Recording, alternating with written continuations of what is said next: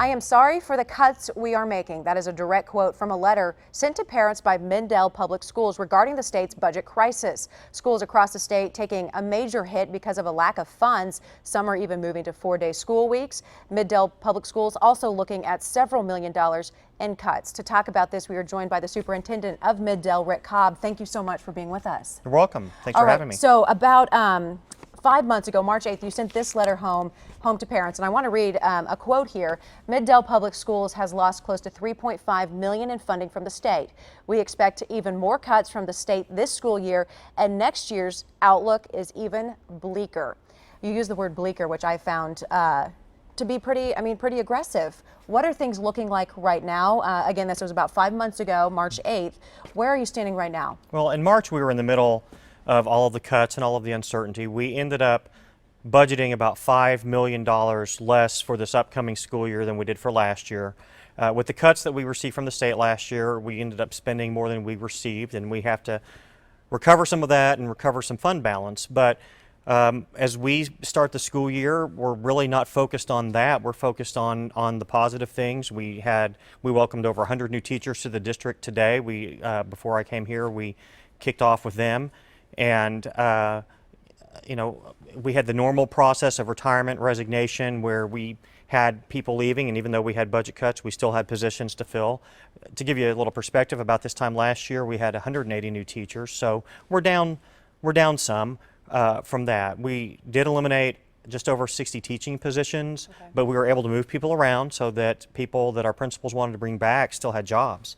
And that's the main thing, is that we're trying to protect the teachers who mean so much to our students. So today we welcomed new teachers back. Friday, returning staff comes. And a week from Friday, we have over 14,000 students coming, and that's what we're looking forward to. The most important part, those kids that are coming back to the Mid-Del Public Schools District. I want to talk about the teachers, though, because around the time that this letter was released, you also announced about 115 in staff cuts across the board. So are these teachers filling in that, or where do they fit in that puzzle? A little over 60 of those positions were teaching positions. Okay. We had some support positions that were cut.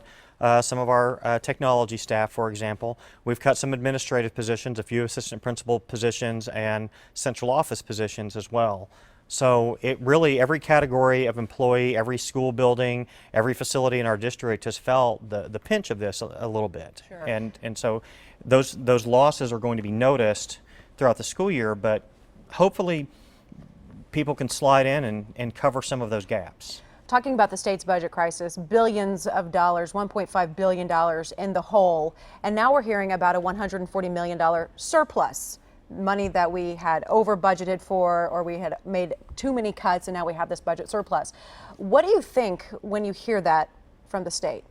Well, in a sense, it's frustrating. Sure. Because what it means is for fiscal year 16, which ended June 30th, they cut $140 million from state agency funds that they didn't have to cut. And so that could have been money that we were using throughout the school year. It could have been money that we were factoring into our budget as we were making staffing decisions and program decisions for our district. And so I'm hopeful that the state finds a mechanism for returning some of that funding to public education, to DHS, to Health and Human Services. I want all of the agencies to see that their piece of that $140 million sure. back, because whether it's public education or DHS or any other agency, those are our kids. Those are our kids being served by those programs.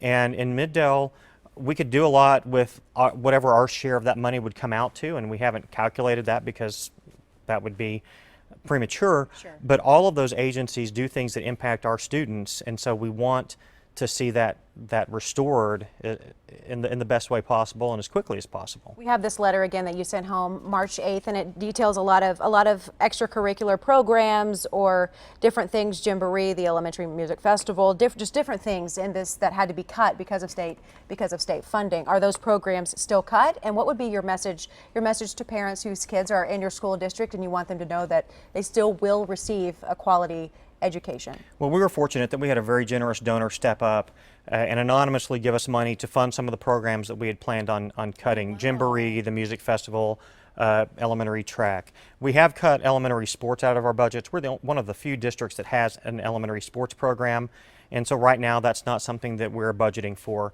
in the future. But and we have places where we had extra teachers or not even extra teachers, but just teachers in place to keep class sizes down. And so we're probably going to have some classes that are fuller than what we're expecting, and we do have a contingency in place so that we can work around that if we need to. But there's just going to be everything's going to be a little tighter. We're not going to have as many teachers in some of our schools. We're not going to have as many extracurricular programs in certain places. But the things that we're doing, we're just going to do them well. Awesome. You seem optimistic, which I think is great and encouraging for parents. And I know this isn't the best of times right now, but things will kind of hopefully swing back up. Would you say that you are optimistic moving into the school year? I am. We spend months and months planning for an upcoming school year. We'll start planning for the 17-18 school year starting in October probably. And we'll look at very, very preliminary budget forecasts and our staffing levels and things that we have in place that we want to work on, curriculum that we want to change.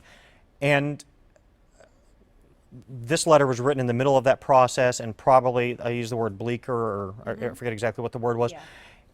It was probably the darkest hour for us in terms of our outlook for the 16-17 school year. Well, the school year's here, and there's no point in being pessimistic and thinking about what I wish we had in place, because we have students showing up next week. We have students showing up now for enrollment. We have new students coming to our enrollment center, and like I said, we have new teachers, and I just want them to know that Mid-Del's a great place to teach. I want our students to have a great learning experience in the school district, and we'll focus on those other things when we have to, but right now I'm focused on kids coming back. Absolutely. It's an exciting time for you. It's a new year. We certainly appreciate the time. Superintendent Rick Cobb with Mid-Del Public Schools. Before we let you go, I have to point out he has the most awesome socks right now. What are they?